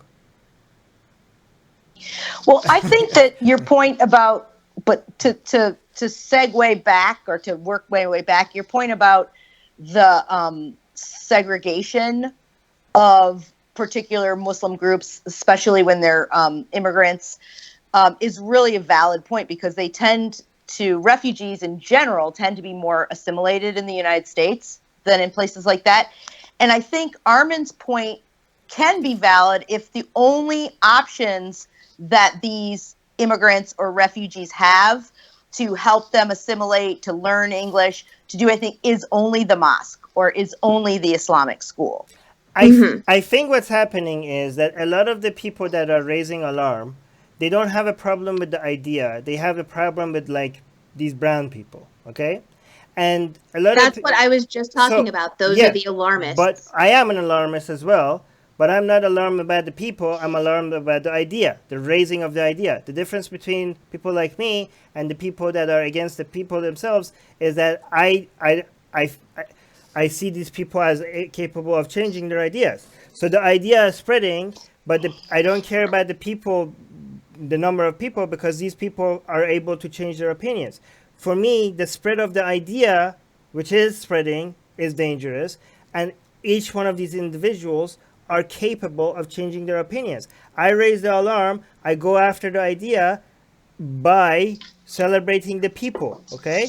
The difference. Well, again, we're not sure if it's spreading because we just have proof that it's relocating. No, it is. Well, it is relocating from outside into the UK. The nature of you, like, if even by these small numbers, if you go to London, you look at London today, I've been to London when I was, a child, and I've been to London now. It is not the same city. Okay, everything has changed. I'm going to agree with that. Right. So I've experienced that as well. right. So I mean, France as well. yeah. So yeah, I mean, these things are happening. We can't deny that. But again, I'm not giving up on the people. I think we could go after the idea by reaching out to the people. But I think a lot of people had some bad, like the people that are, a lot of the alt-right people that are raised the alarm. Those people have left a bad taste for people, and they got most of the attention, right? The racists and the bigots and the xenophobes, they got most of the attention. So when other people want to raise the alarm and they're not against the people and they're just against the idea, this raising of the alarm by people like me reminds you, Ali, of those alt-right people, right? I'm not saying you're saying I'm alt-right or anything like that, but it just seems too close to that. And because of that bad experience with that, because here's the thing, I will tell you something else. If United Kingdom, if this data came out, the United Kingdom was getting more Christian, I would also raise the alarm. All right? I would be like, oh, Right. like this is going backwards. Like we're going backwards, people. That would also be for me a cause to raise the alarm. Okay? Anyways, I think I made that. And just about the point you made about debates, and this has been said in the main chat as well. A debate, you should never go into a debate thinking I'm right and you're wrong. I mean, the whole point about a debate is to have a conversation about an idea. So Actually, no. on which side you stand on and they stand on the other. But if you go on saying I'm right, then no matter what they throw at you, you're always going to be right, right? But So those are I two think we should different have things. debates. We should be open to other people's ideas. Yeah, but I don't know. We can but every time you make an argument for your position, you are claiming that you're right and they're wrong, and that's a very not really. It's just that's the belief you hold at the moment. That's the definition. The definition of holding a belief is that you think you're right. That's the definition of Okay. holding a belief. Okay, but anyways, sorry. The top comment is by Dene D. I don't know how to read this. She or he is saying, "Don't really care what religion is growing in the UK. I want all of them gone, all religions." Yeah, I mean the fact is that a religion is growing in the UK. It doesn't matter what religion. It does matter because Islam is the worst. But any other religion growing would also be a cause for alarm. But And I can second that just by what's happening in the United States. I mean, we always were religious, but the religiosity here is increasing, particularly where I live. And it's becoming codified into law. It's becoming discussed as if somehow it gets special deference. So, yeah, I mean, religion in and of itself, to me, is alarming when you have, religious people spreading in a society. by the way, if you guys want to check out, I've actually done this. I went and debated Muslims in London. Just search for Armin Navabi Speaker's Corner. I forgot on what channel I put this on. I think I put it on Secular Jihadists, yeah. So you could go check out, like, me actually attempting to do this, right? So if you look at the way I do it, it's very friendly. I'm listening to other person's position. I'm making my points. The whole exchange is very respectful. But both me and the Muslim maintain that we hold the right position, and the other person is holding the wrong position. That's why we're debating, to convince each other. But we're open to change our opinions, I think. But while we haven't changed our opinions yet, we think we're right and the other person is wrong. That's all I'm saying. Anyways, let's go. Ali, you're not upset with me, are you? No, of course not. Okay. Let's go to the next news. Next news out of Texas, USA. Conservatives want to torture a baby by refusing to take her off life support. Obviously, as everyone can tell by the way that the title is written, this is a bit biased. And I do stand on support of Hemant Mehta, who wrote this article. A group of pro-life activists in Texas are doing everything they can to make the suffering of this 11-year-old child just prolonged. They have taken her case to court, and I'll tell you what's going on with it here soon. 10 Tinsley Lewis is an 11-month-old baby who was born with a severe heart defect and lung disease. Okay, and there's a children's medical center here in Fort Worth, Texas, and they've made it very clear there's nothing they can do to improve her health situation. Okay, there's no further treatments, nothing. She is officially, dead, just being kept alive on life support. The author, Hemant Meadows, says that allowing her to die would be the humane thing to do. That's the same stance that the doctors at the Children's Hospital has taken. But what ended up happening was an anti-abortion activist group got involved here with Tinsley's mother. Okay, and obviously, if you're a parent to a child, this would be a very hard situation to make. And Tinsley's mother does not want to let her daughter go yet. So she has been working with this anti-abortion activist group along with other Texas lawmakers who want the girl to be kept alive longer. But a judge ruled in favor of the hospital, effectively saying that they could take off the life support.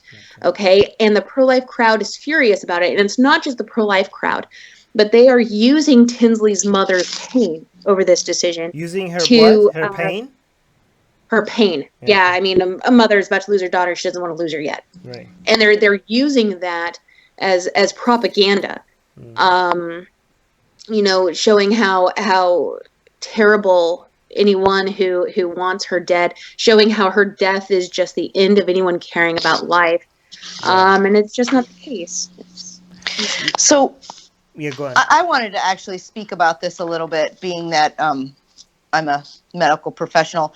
So in addition to what Ali had said about the Right to Life group, it's a Texas Right to Life, but they're an anti-abortion group. But there's another Texas anti-abortion group, which is the Texas Alliance for Life, which actually supports the law with which the judge ruled that this little girl could be taken off of life support. It's a law of advanced directives in Texas, and it makes them one of the leaders in the country on these kind of laws.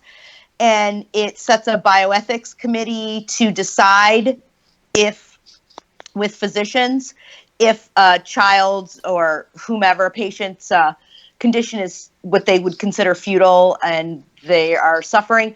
So this bioethics committee then would make a decision, and they usually bring it back to the parents. And oftentimes, if the parents disagree, they can go into counseling, and most of the time they'll come up with a solution.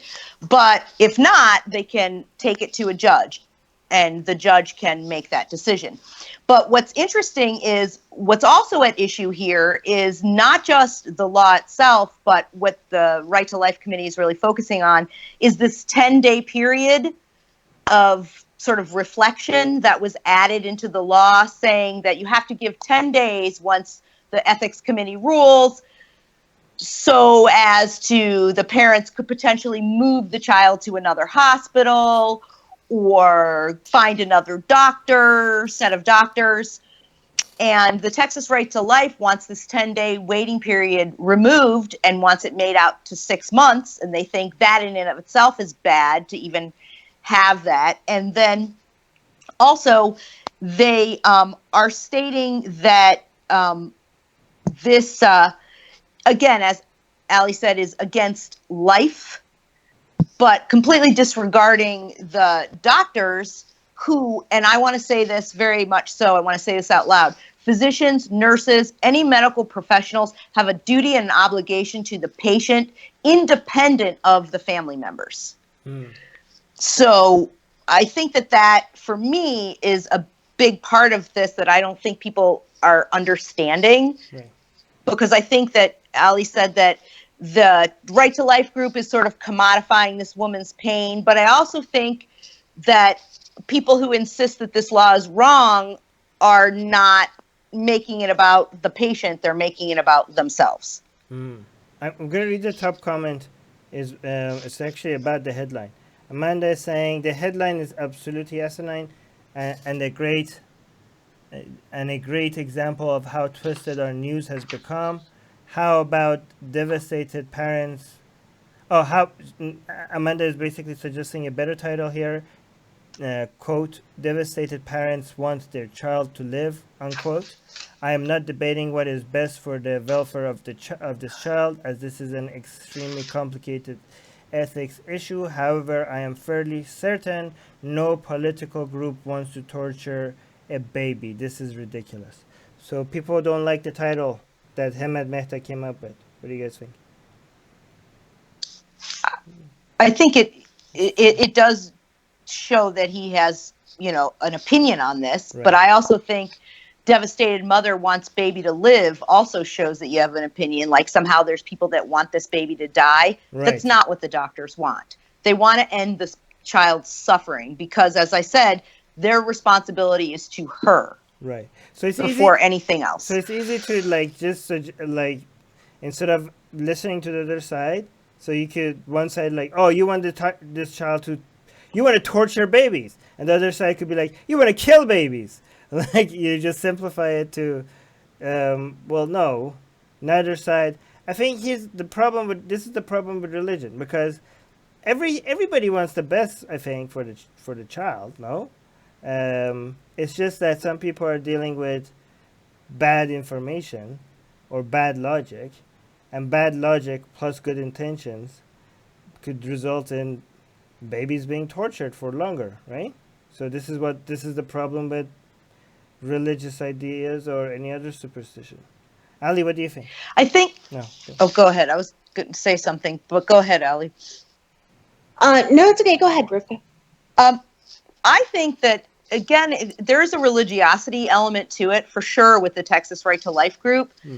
But I think that it's also difficult because it's an emotional level. And when people are dealing on an emotional level, sometimes that part of their brain is what takes over from them being able to think logically. Right. So, and it's scary and it's painful. And so it's not just bad logic, it's an inability to have control over your emotions so that you can look at things in a larger perspective. And I think that there's a little bit more to that too. It's not about what is best, but it's also about what can you live with. How can you very live good with point. yourself after you say, okay, let's take my life. Logically, of course, I can sit here and tell you this. Say my kid gets in a car accident tomorrow or something, and I'm put in this situation.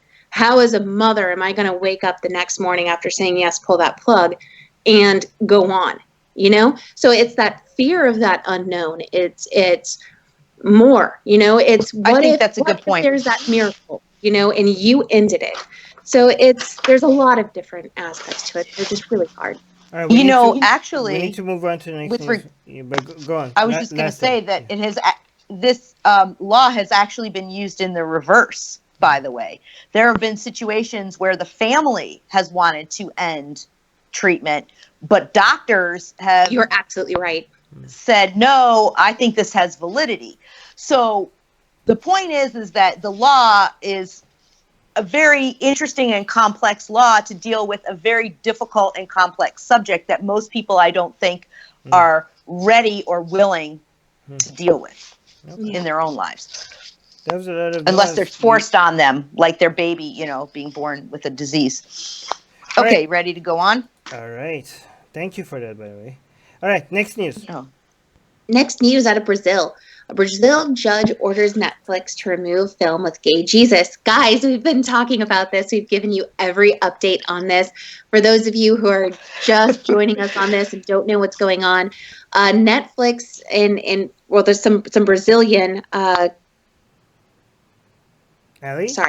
Brazilian organization got together and created this show from, they did one last year, but this year they did the First Temptation of Christ, where Jesus is gay, he's got a boyfriend named Orlando, and it has caused just a huge uproar in Brazil. So there were petitions that came out. This is when we first reported it. Petitions came out. People were very upset over this, said that we cannot absolutely cannot have this being aired. This goes against everything they believe in. It's terrible. Get rid of Netflix if you have a subscription. Get rid of paying them any sort of money or any sort of mind. They're terrible. Let's ban Netflix. Well, the second stage of this was Netflix refused to back down. So they threw some Molotov cocktails into Portia de Fundus, the organization that has done the First Temptation of Christ. They threw Molotov cocktails in there trying to hurt them and harm them. No one was hurt in this. And they actually said, you know what, we're going to crack down harder because this shows how much freedom of speech is under attack. Well, now a Brazilian judge has ordered Netflix to stop showing the Christmas special altogether.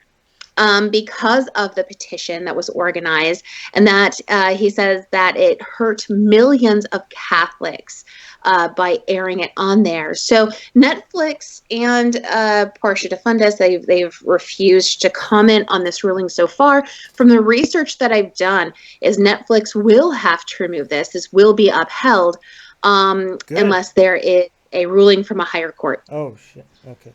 Yeah, so Wait, Rivka, you need to unmute. the update. Wait, Rivka, you need to unmute yourself before speaking. Do you know how to do that? Because, and also, from now on, if Shobham, when Shobham is not speaking, he mutes himself. So you guys should do the same thing, okay? So when you're not speaking, mute yourself, and then unmute yourself when you're speaking. But go on, Shobham. Yes. Yeah, so I was saying, but since then, the update is the Supreme Court of Brazil, they have said that, no, the freedom of speech is important in democracy, so they don't need to remove. So that's they don't need update? to remove the film. That's an update. Yeah, that's great. Just from a day ago or two. These people, these Christians, I don't know if they realize they are responsible for this movie doing a lot better than it was supposed to do. Like a lot, these Christians have they have introduced this. This was supposed to be like a TV series, just a few Brazilians are gonna watch. Now the entire planet is watching it. It's become one of the most successful shows of 2020 because of the Christians being offended. Like, good job, guys, you played yourself. Anyways, Rivka, you wanted to add something? Go and watch it, everyone. I watched it. It's amazing. Yeah. Rivka, you need to unmute yourself. We can't hear you. Unmute yourself. No, it's on Skype. Click on the microphone. Ali, while Rivka finds it, you want to say something? Yeah, so you're absolutely right. This has gotten way more attention. Yeah. Last year, they did another series that they won an Emmy for that was... it was a hangover that they had after the Lord's Supper, where they had done drugs and had prostitutes. And then they realized that Jesus was missing. So these people have like a history of quote unquote being offensive, but they certainly have gotten a lot of attention and a lot of praise for the work that they've done. Okay, Rivka, just click on the microphone. If you hover over your screen, there's a microphone. The microphone icon. You see it? No, don't click on that microphone. Yeah, there you go. Oh. There you go. Yeah. There we go. All right, go on. Sorry. I was just going to make a comment about the suspect. Right. The suspects in the Christmas Eve attack. Right. Apparently, one of the guys flew to Moscow immediately after the attack, so they weren't able to arrest him. And he gave an interview to a Spanish-language magazine. And in this interview, according to what I read in the New York Times, he said that he agreed that the attack was most certainly a crime, but he felt that he himself and the attack was perfectly moral. Wow. Because and I quote, the justice system had not stood in the way of this film's dissemination, and he called the film itself a monstrous crime. Wow, these people. Wow. It's good to get reminded sometimes that Christians could also be very, very butthurt to the point, like, it's not just the Muslims and the Hindus. However, I have to say, the Hindus and Muslims are more, professionals at getting offended on mass scale compared to Christians. But sometimes Christians have to remind us that, hey, we're here too. We're a bunch of snowflakes. that can't take it, and we have to go crazy when you criticize. By the way, like, has anybody? I think somebody just should suggest go on national TV in Brazil and be like, I have a suggestion for all the people that find this offensive. Don't watch it. What's happening? I don't know if people understand how significant of a backlash this has been. Rivka, I'm gonna mute you again. Mute yourselves because I was going to say something. Okay, I was going to say something. That's Go why ahead. I unmuted it. Okay. In response to what you said, I think that that's the key point here, is that religious people demand adherence to their dogma, their ideas in the public sphere, and they couch it in respect. You know, oh, you just want to respect us. But what they're really asking for is submission to them and their ideas. Yeah, exactly. That's a good point. But again, I want to point out that if you haven't been following the story for the past couple of weeks, the reaction to this in Brazil, it has been insane. Like, the creators of this TV series, they have had an army of Catholics coming at them. Like, to them, it must seem like the entire country is turning on them. I would be scared if I was them. Like, I would feel very lonely. Oh my God! No, Rivka, don't touch the mic. Don't touch the mic. Sorry, I'm trying to mute it. Don't touch the mic. Mute it on Skype, okay? touch Okay, no wonder. Okay, now you turn the camera. Okay. All right. Just click on the microphone. Oh, now you turned off your camera. All right. All right. You turned off your camera, Rivka. You clicked on the. Now you turn on the camera, but okay, good. Yay! Right. Okay. Don't click on the camera. Click on the mic. Okay, good. All right. All right. Let's go to the next. Okay, I was. Wait, what? Go on. Oh, Go on. okay. Go on. No, you go. Yeah, I was wondering that if there's a Christian organization who like keep track of everything that's going on, and they're like, oh hey, the Hindus and the Muslims are taking a lot of spotlight. Is it time yet to just go out there and say we can be better too? Yeah. Well, I think. By the way, most people don't know this. It's not the Christians obviously are like third place, but a lot of people think that it's the Muslims that are the champions of being butthurt. But it's not. It's the Hindus. It's the Hindus. Okay. Again, try it. Go attack Hinduism, and I know why it's the Hindus, right? Because Muslims went before, like just a decade ago, it was Muslims, because Muslims were still, they're still very, very sensitive, but now they have a few years, like a decade or two of people making cartoons or making fun of their religion. They met a whole bunch of people that, like 10 years ago, Muslims were like shocked to the point of like wanting to, like, devastated, like the whole world was ending when they saw somebody draw Muhammad. Now they get offended, but they have been there, they've seen it, like they're getting a little bit more used to it. Like, oh, there's some people in the world that make fun of our religion. They're evil, but at least they've seen it. I think Hindus are not yet used to this.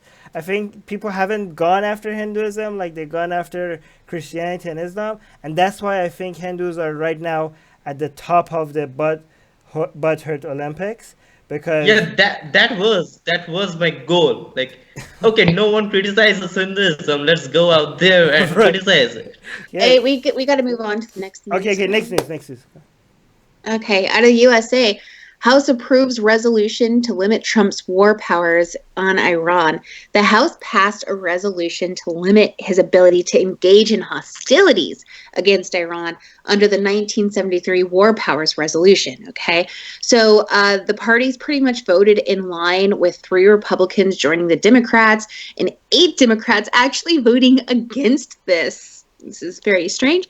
As we all know, Mr. President Trump has taken to Twitter to really kind of rile up everybody, on both sides, Americans, Iranians, world leaders.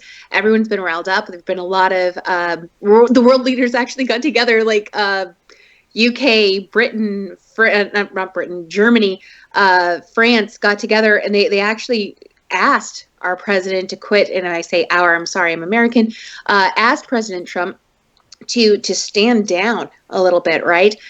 So this resolution passing was very important to a lot of people.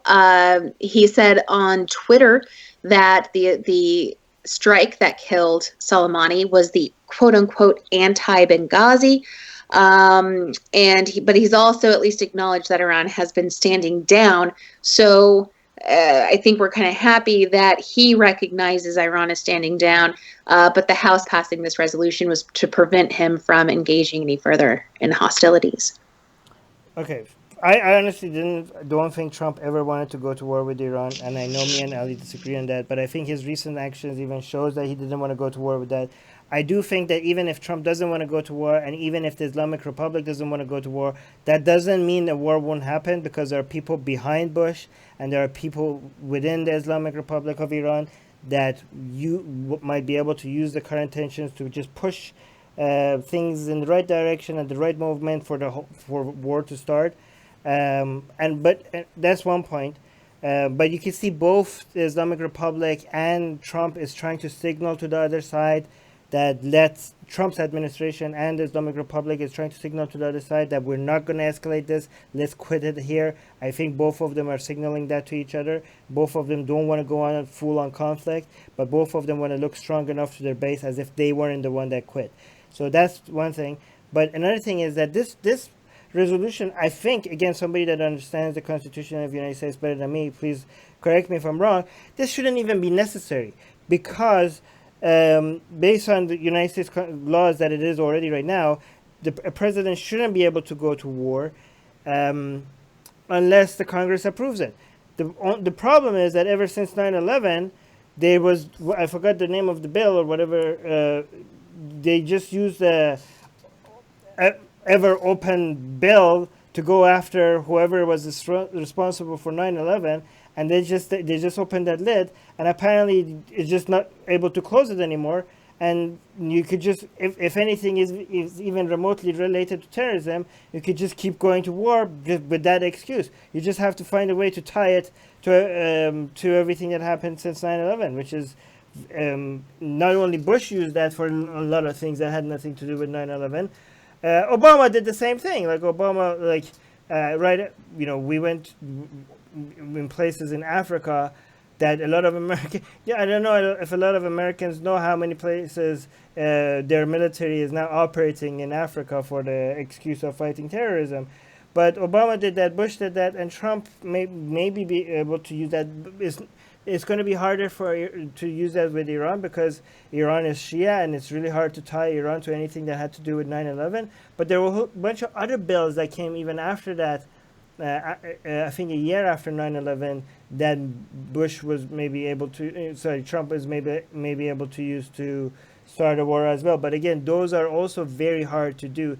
It's easy for Trump to, it's not easy, it's easier for Trump to say taking out one guy like Soleimani was legal, if he could prove, which is hard to do, that this guy was a threat.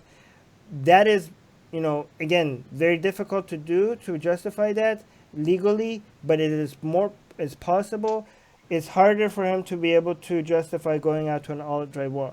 So a bill like this shouldn't be necessary, but given how loosely people have been defining stuff like imminent threat or going to war with terrorists that were responsible for 9/11 and stuff like that, maybe it was necessary. But again, maybe also it's not necessary. It wasn't necessary because Trump's base is so anti-war that Trump doesn't want to go to war. But again, better safe than sorry, I guess. To maybe just put it there this way. I was gonna make a comment about the resolution itself. Right. It's called what's called concurrent resolution. So what that means is it can be approved by both chambers, which is the House and the Senate, and doesn't go to the president for signature, which is the normal path for a regular resolution or a bill. So because of that, a lot of Republicans are saying it's non-binding anyways, because it's not following its normal path. And it's just concurrent with the 1973 War Powers Act, which was enacted to prevent Nixon from escalating the situation in Vietnam. But you are correct in what Donald Trump is using is the 2001 authorization for the use of military force, which does say that the United States can act against any terrorists, and the president has the authority to use force. And it also specifically mentions Iraq in that bill, because it doesn't just talk about September 11th, but it also says September 11th terrorists and any thing that could destabilize Iraq, which is pursuant to the UN Council Resolution 678 in 1990, and then UN Resolutions 660, 661, 662, 4, 5, 6, 70, and 74, and 77. And all of those mention that, particularly 660 mentions that Iraq needs to cease, and this is the bill, certain activities. That seems very overbroad and vague. Right, so it just opens the door for anything you want to do. Which threaten peace and security, right? And particularly peace and security, stability in the Persian Gulf. And that all of this within the War Powers Act is in the national security interest of the United States. And the president has the authority under the Constitution to take any action to deter and prevent any acts of international terrorism against the United States. So that's kind of what he's using as his justification for saying, I didn't need to ask Congress. Right. So again, this is Bush's fault, not people that are saying this was illegal. It might not have been illegal thanks to Bush because of these bills. But I think there was two bills again. I think the 2001 bill. I don't know the names of these bills, but I think the 2001. Yeah, there was the 2001 authorization as well. You're and correct. There was the 2002 one. I think if I remember correctly, the 2001 was the one that mentioned that it has to be connected to the people responsible for the 9/11 attacks. But then the 2002 one is like the one that has something to do with Iraq, and that's what now allows Trump to attack Iran, because Iran is not at all connected to 9/11 attacks, but they could be held responsible for destabilizing Iraq. Yeah, but whoever wrote these bills they didn't put like an end date on it. Like, you could basically just keep the whole point of asking Congress to go to war just because of these bills are just irrelevant now, right? Because you could just keep these bills open forever and just keep finding ways to tie it either to Iraq or 9/11 in the most loose possible ways, and it just works. It just, you could be all over the planet. They are in Africa right now, like Obama, Bush, and Trump. Under all of these presidents, they're all over Africa, and most American citizens don't know that the United States has operations all over Africa because of 9/11. So, so I don't know how they tie it together, but they do. It just works out somehow. So, anyways, you guys? I wanted to mention, Armin, really quickly, that this bill, the resolution authorization for use of military force, I believe it's Representative Barbara Lee, but I could be wrong. I think that she has repeatedly brought up bills intended to repeal this or repeal some of the parts of it, or make the language more specific and less overbroad, and it has never been brought to the floor. Yeah, it's just such a profitable bill, though. Do you know how many weapons, just because of this one bill, how many weapons have been sold because of this one bill? Like, it's amazing. It's been just a money-making machine. Anyways, Shubham and Ali, did you guys want to add anything? No, I'm good. I'm just going to read the top comment really fast by Darren. Is saying, it's pretty sad that the Democrats are such sore losers that they will take the side of terrorists over a duly elected president who loves his country. That's okay. All right. So, okay, so it's really interesting how all sides just reframe the position of their opposition in the most uncharitable way. Like, you could, so, objectivity is completely lost, right? So even if you are for Trump and against the Democrats, this is you could be like, obvious, the Democrats I mean, I've seen a lot of people on the left that say that have make excuses for, you know, Iran's government and Soleimani and stuff like that. But that hasn't come from the democratic leadership. I mean, whatever problems you have with the democratic leadership, they have gone out of their way to say, you know, Soleimani is evil. He doesn't deserve any of our sympathy. It's a good thing that he died. But, and they kept on saying, you know, Iran is, you know, doing this and it's wrong and it's that. But again, so both sides do this. Like the people that are against Trump. I mean, I am against Trump. I see him as a war criminal, especially because of his support for Saudi Arabia's war against the Yemeni civilians. I see Obama as a war criminal for the same reason. But there are, you could go so extreme on your bias and your tribalism that even stuff that each side is doing that is not wrong or is not as bad as you make it sound, you just have to go all out. You just have to make it seem like the most evil position. Like, you can't be like, oh, the Democrats were wrong to draft this bill. No, they have to be terrorist sympathizers, right? You can't just be like, this was a bad decision by the Democrats. They're going to tie that under the hand of our president, which might need to be able to take action in a time of war, and now his response is going to be slow. No, that's not good enough. That's not good enough of an attack. It has to be that the Democrats are sympathetic to terrorists. That's how extreme your criticism has to be. Anyways. And also, they're not patriotic because Congressman Mark Meadows, he was excoriating them on the House floor, and he actually said that they were unpatriotic by opposing. And also, and I quote, "I would ask my colleagues on the opposite side, how many Americans does a terrorist have to kill before you'll join us?" Wow. Okay. Who does this kind of like? So the rhetoric is really heightened. Who does this lines work on? Like, it must work on a lot of people. Like, a lot of people must hear that. Like, yeah, like, oh my god, it's so cringe. It's so cringe.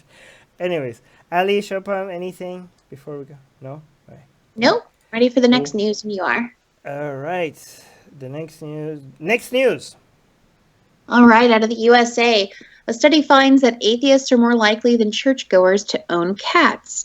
According to an article in the Journal for the Scientific Study of Religion, Samuel Perry from University of Oklahoma and Ryan Burge from Eastern Illinois University put an experiment together and found that there was a correlation between how often you go to church and how many pets you own. So they're saying that the more you go to church, the less likely you are to own a cat. So they want to say, like, understand why that is. And all they have, is speculation. They suggest that the answer may lie in social behaviors. If you attend church and you're already a part of a social group, perhaps you have less of a need for pets. But if you're not religious, you might not have a larger social group. And therefore, you are more likely to own a cat or dog. So this is how both sides could play this game, okay? So you have some facts, and now here comes the opinions, right? So if I'm an atheist, and I want to look at this story and, like, make atheists look good, and we're like, well, because atheists are caring and more loving, if you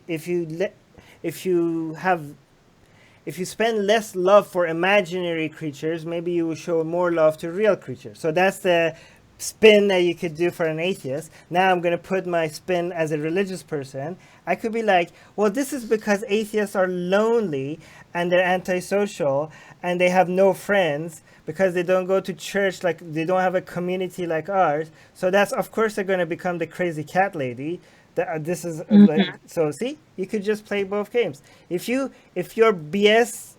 creative enough, you could BS on both sides. But what do you guys think? Absolutely. I was going to say that. Oh, go ahead, Ali. No, it's okay, Rivka, you go. I was going to put this in actually a religious context as to why maybe some religious people don't have animals because of the religion itself. So, for example, in Leviticus, so this is going Old Testament, when God is giving Moses, like, all the rules, he says in 20:27 that if a man or woman who has a ghost or is a medium, depending on the text, and has a familiar, which would be an animal, familiar spirit, they shall be put to death, they shall be pelted with stones, and their blood guilt shall be forever upon them. So Leviticus, in that point, is saying what's clean and unclean. And I think people who are evangelical, especially, tend to really hold to these texts, at least in the United States, very strictly. And I don't think familiars, so. I think, cats are. I think religious. I was just putting it in that perspective that that maybe It's an that's what it interesting is. perspective. Yes. Or the cultural concept of witches and cats in particular, familiars, which are, you know, animal spirits, you know, in corporeal form, the devil in corporeal form. I'm just bringing that into the consciousness because that could be part of why people, without even knowing why, they think particularly cats are bad. See, the reason why, I mean, it's an interesting idea, but the reason why I don't think so is because religious people don't really care about their scripture. They just care about what their community tells them to care about their scripture. That's why they're not that much worried about shrimp, but they're really offended of gay people, right? And that's why, like, for example, if you come to Philippines, divorce is illegal because here they decided to take that part of the Bible very seriously. But then if you go to United States, no Christian in the United States thinks that divorce should be illegal. So it's not like they're just like looking at their scripture and just following it like a manual. Like, it's just a religious authority around them that decides what they want to highlight and what they want to care about the most, and they just follow the lead of their religious authorities. But again, it's an interesting idea. It is. Yeah. And from my perspective on this, I find this to be just a negative correlation, a correlation at that, but negative, meaning that this is a coincidence. One doesn't necessarily affect the other. And the researchers, especially suggesting that this has to do with being a part of a social group. Well, there are tons of things out there that have nothing to do with religion that are a social group. Are you a part of a knitting circle? Do you belong to a stamp collecting club? Are you in a mommy's group? There are tons of different social groups that you're in that have nothing to do with religion. So if they want to say that this has to do with, oh, you're a part of a social group, so perhaps you have less need for pets, that's not religious. So there are plenty of these things that we've found throughout history of this research when we're trying to understand why two things go together. One of those things I learned in college for psychology was men in Thailand. They did research to find out a whole bunch of different things, but one thing they noticed was that the more electronics a man owned, the more likely he was to use a condom. Now, there can be thousands of different speculations as to why this is, right?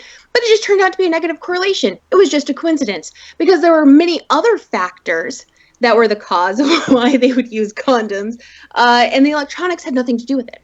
So I think this is one of those situations where, okay, let's say atheists do tend to own more cats than religious people. I think that's just a coincidence, and this might actually revolve around social group behavior. By the way, we got another super chat by Angel, and I think we missed another super chat that we didn't shout out at the top. Can somebody figure out who it was? Angel saying, thank you so much, Angel. What, $10 super chat? She's saying, crazy cat atheist, I knew it. I have 2 dogs. If somebody could tell us which super chat we missed above, let me know, because I'm sorry I didn't shout that out. But another thing, I'm not a cat person, but I really want the cat in this picture. This is a really cute cat in the picture. I wanted to say one thing. Did you guys know? I don't know if this is true or not, but I heard a theory that the plague could be as a result. Again, I don't know how true this is, so somebody go check it out. But because cats are associated with Egyptian religions and pagan religions, and that's why the Christians associated cats with witches, because they associated with pagan religions, and they try to mix elements of paganism with anything that is non-Christians or anti-Christian, right? So it kind of got mixed with witches and evil things, and being anti-cat and seeing like this whole idea of black cats having bad luck and all that came from Christians, right? So I don't know. Can somebody look into this? They say the plague happened because people were killing cats, and then removing the cats led to rise of mice, which had eventually led to the plagues. Which, if that is true, then the example I usually gave as something that is one of the greatest disasters in history, I always say, like, look, not every disaster is a bad religion. For example, the plague, which is one of the worst things that happened in human history, had nothing to do with religion. So just don't say everything bad is about religion. But if this is true, if what I'm saying is true, then even the worst, like my example is not right, because even this would be about that the plague happened because of religious beliefs. Anyway, Yeah, I've read that. Yeah, first I've read that too. Like the killing of cats was a huge factor during the plague. Wow. And what I wanted to say this after this article came out, after I saw this, okay, this was mostly about the US, but then it's completely anecdotal. There has been no studies like this in India. It's completely anecdotal. But I went to like some of my close friends who own cats and asked them to ask a few others who own cats, and what the conclusion I came up with is like everyone, actually most of people who own cats are very likely atheists or non-religious, even in India. And it's got nothing to do with Christianity. I mean, I was talking about tribals and Hindus and stuff.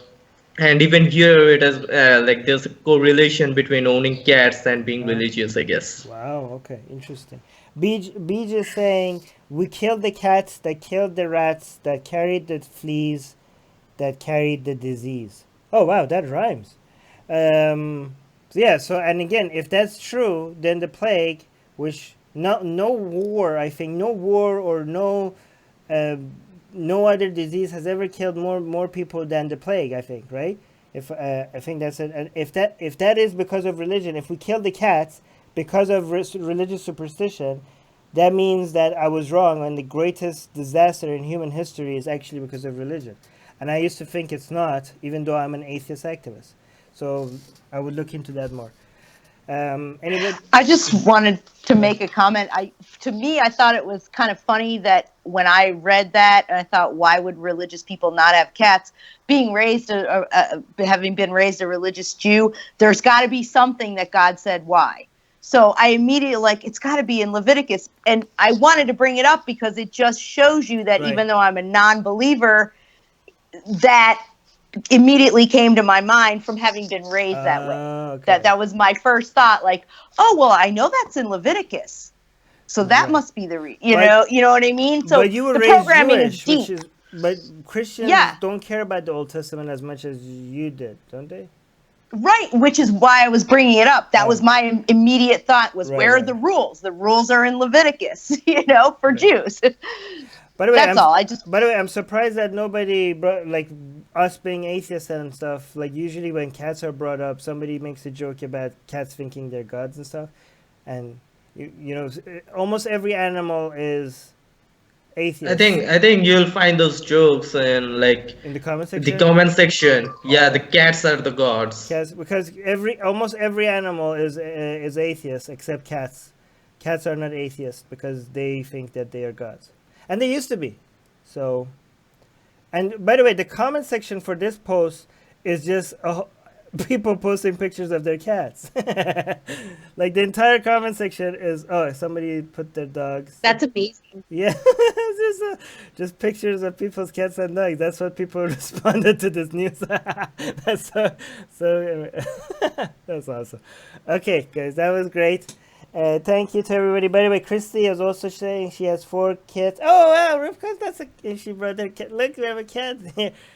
Cats! Okay, so, and Christy was saying she has 3 cats and 1 puppy. And yeah, everybody is talking about their pets now. That's great.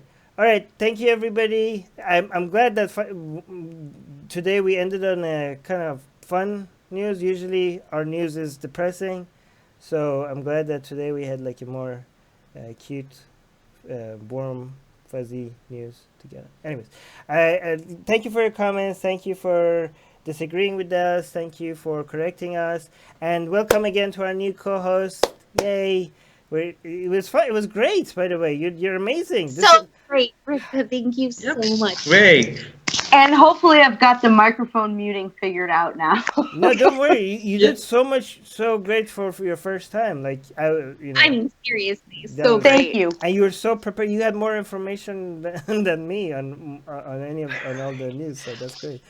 Anyways, see you guys next week. Love you. Oh no, not next week. Next week I'm traveling, so we're gonna skip a week. But I'm gonna try to post a couple of other commentary videos on some Iran-related stuff, maybe, and some other geopolitical stuff. So look forward to that. But next week I'm gonna be traveling. I'll be back the week after. Okay. All right. Bye. Thank you. Bye. Bye. Bye.